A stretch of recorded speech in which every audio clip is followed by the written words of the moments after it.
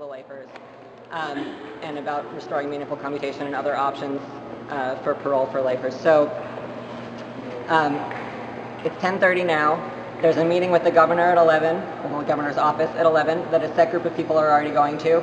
So if you're part of that, you'll be heading out there in a few minutes.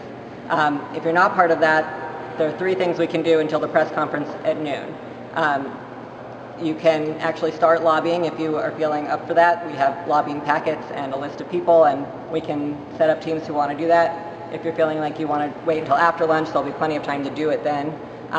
So the things we can do now are help set up the rotunda. There's a bunch of banners and signs and things that need to get taken out of the cars and brought up here, and figure out the staging of that.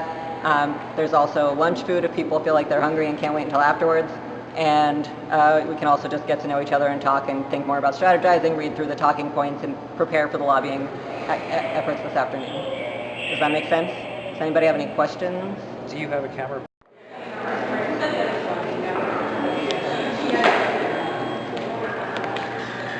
It's going to be all right. The fight continues.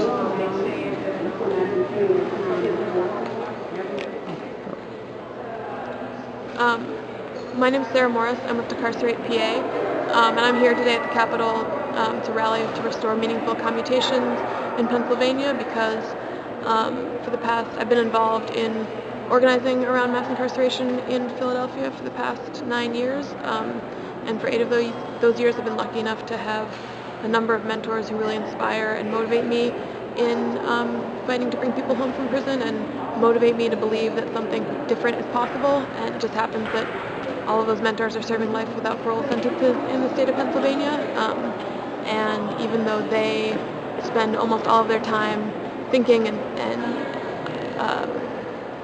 strategizing and creating visions of what a better world could look like and how we can transform ourselves on the outside, they have been condemned by the state of Pennsylvania to die in prison. And so I'm here because some of the most brilliant and inspiring people in my life are serving death by incarceration sentences in Pennsylvania, and I think that all of our communities would be stronger if we gave them a chance to come home and to join us in this struggle on the outside. Hi, I'm Annie Ray, and I'm with Decarcerate Pennsylvania, and I'm here to help restore meaningful commutations in Pennsylvania because I really believe that everyone deserves second chances. Decarcerate Starting a Life Without Parole campaign right now, and I think it's really important to say that everyone deserves a chance at having a life that's taken seriously and respected and given dignity, and right now mass incarceration doesn't do that, and it doesn't help heal our communities either. We need to really restore our communities and make them healthy and safe for everyone, and everyone deserves to be able to participate.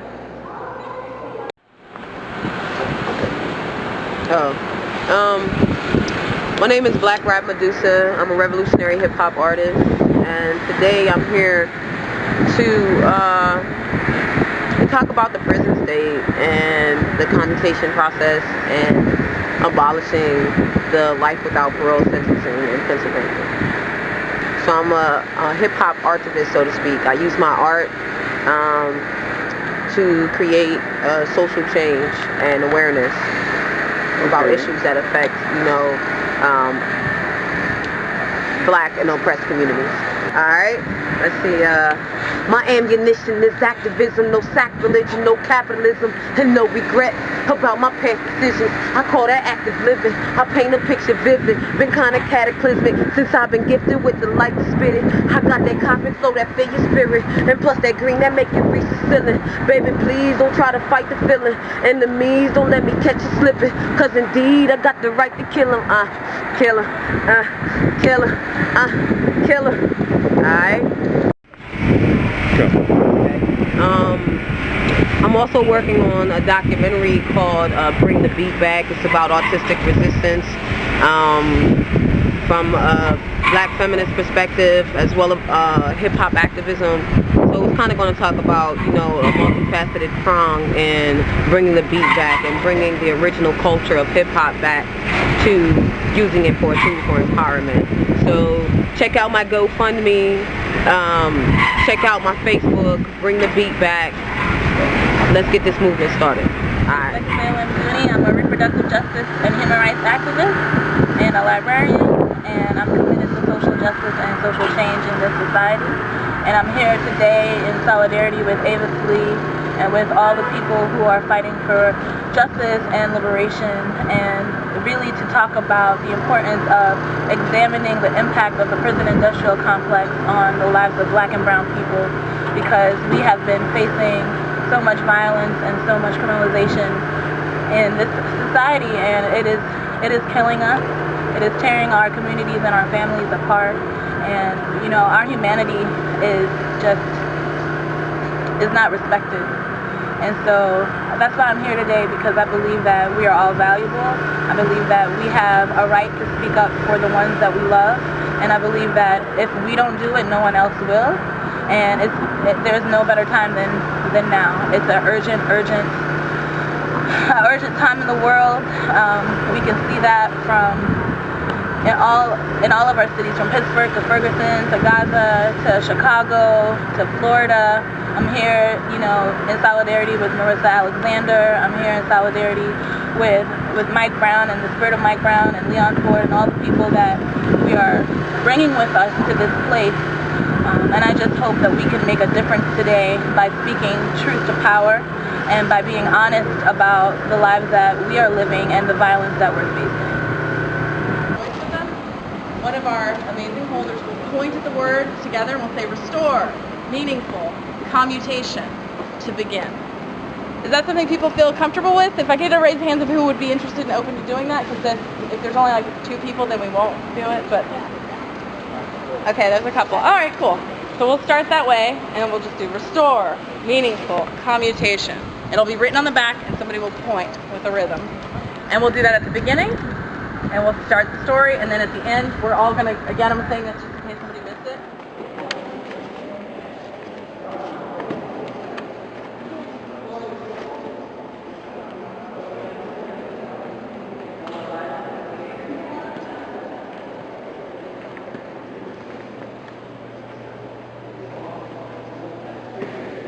We work on the case of Avis Lee at the Women in Trans Prisoner Defense Committee, and her sentence just feels so wrong, and the reason for her incarceration for 34 years is ridiculous to me. Second-degree felony murder ruling just feels really wrong, and she deserves to have a life and go back to society. And she likes things and is a real person and wants to get back to society, and there's absolutely no reason why she should have been denied commutation for 5 different times.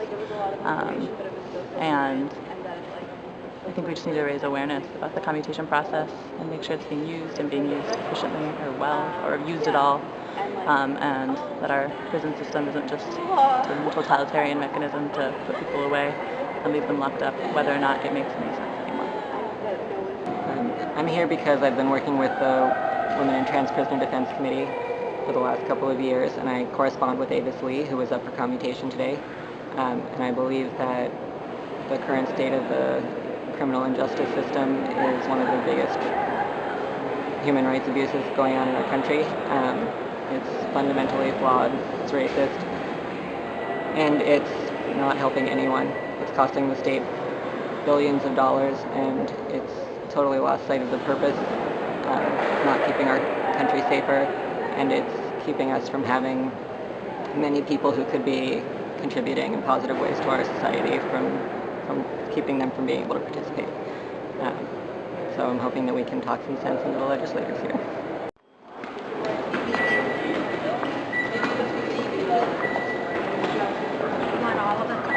Everybody who has a sign should be up on the stairs somewhere. Okay. Spread yourselves out. If you're a speaker, we would like you to stay on the bottom, like a couple steps, so that when we call your name, you can join us. We want to be on both sides of the sign, so people can kind of join this side. Yes, all the way up, right now. We ran through where we're going to do it in front.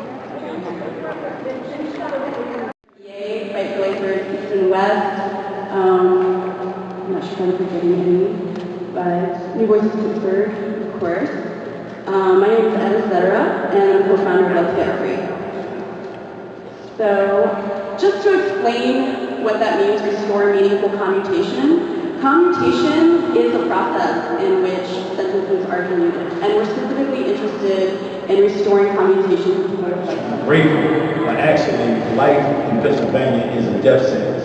That once you are sentenced to life by parole, you are sentenced to prison for your natural life, and that you are given death by incarceration.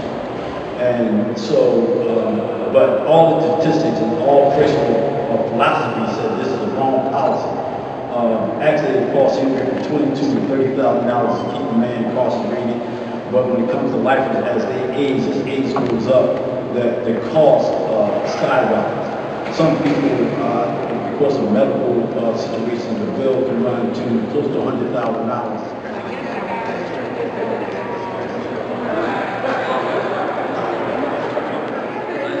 From the Adler Law Center.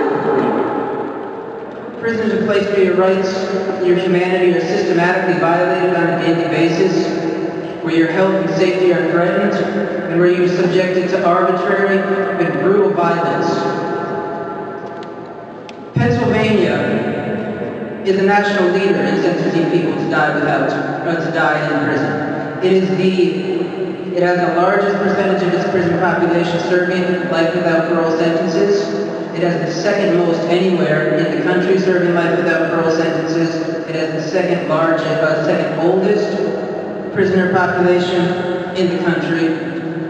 And it's very crucial that we recognize that life without parole sentences are not being dealt out in Pennsylvania because overzealous legislators are very, very concerned about the public safety in communities that they've never set foot in. Life without parole is a pillar of race and class-based mass incarceration. It does not serve the value of deterring crime. There's no compelling evidence whatsoever that increasing excessive sentences decreases crime.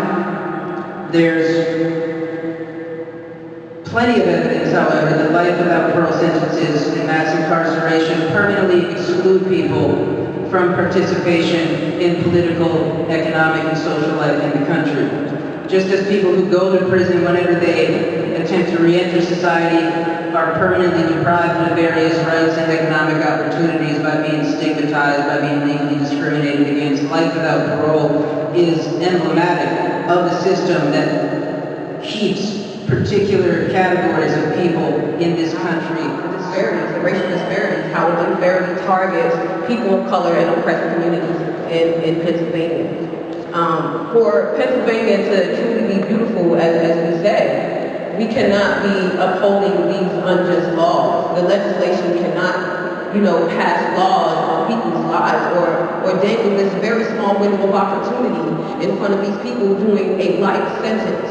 They're doing a life sentence and you dangle this very small opportunity, this long, excessive process of trying to get free and get back home to their communities and their families. A lot of the individuals are non-violent criminals. So they're non-violent criminals who are doing life in prison. I think that we need to implement real rehabilitative practices and programs inside of the prisons. And also we need to take a look at the education system. Like, is that being upheld? Is Pennsylvania preparing their students for a successful life, or is it a school to prison pipeline? Are you specifically targeting these individuals, people of oppressed communities, or are you giving them these psychotropic drugs to induce their distraction? I'm just saying, and I'm just asking. I'm a hip hop artist, so I don't have the knowledge or the experience that some of my comrades have. However, I use my music as a platform and a vehicle for social political change. And evolve as a human being. We cannot evolve if justice is not being currently served in one of the the biggest countries in America, the biggest countries in the world, the biggest conglomerate in corporations and what have you. If we have not evolved from our historical past, then where are we? Thank you. What does she mean by we? I don't know.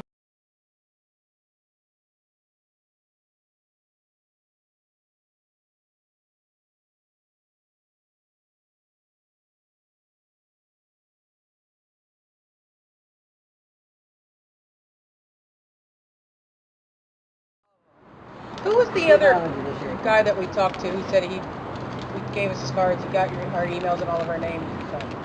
Remember? Philly, Jalen Jalen Leach? Leach, yeah. Did he say he was going to write that legislation about murder felony? He said he's working on it. Yeah. We talked about the felony murder rule as well, and getting that struck. He seemed down. Yeah. with the cause. what Yeah. He wasn't on our list. He's not on the judiciary committee. I just think we should still maybe lobby him in Pittsburgh. I don't think that's a bad idea. Yeah, we Why? What about him? That's what he was one of the people Dan Miller introduced. The guy said that the Dan Miller guy said he thought that he would be sympathetic and be worth talking to. Cool. Mad love.